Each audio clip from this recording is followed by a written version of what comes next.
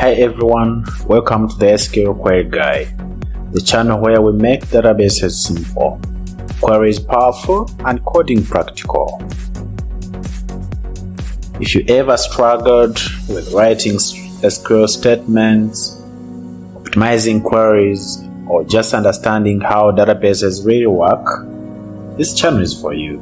Here, I will help you learn SQL step by step with real examples that you can actually use in your projects or at work.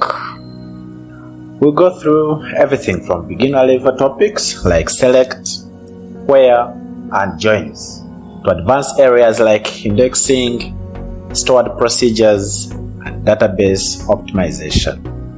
I will also be sharing practical database design tips and backend integration tricks that most tutorials skip.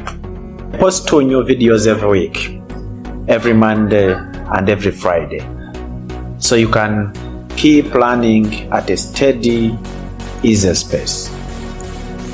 Each lesson is short, focused, and packed with value.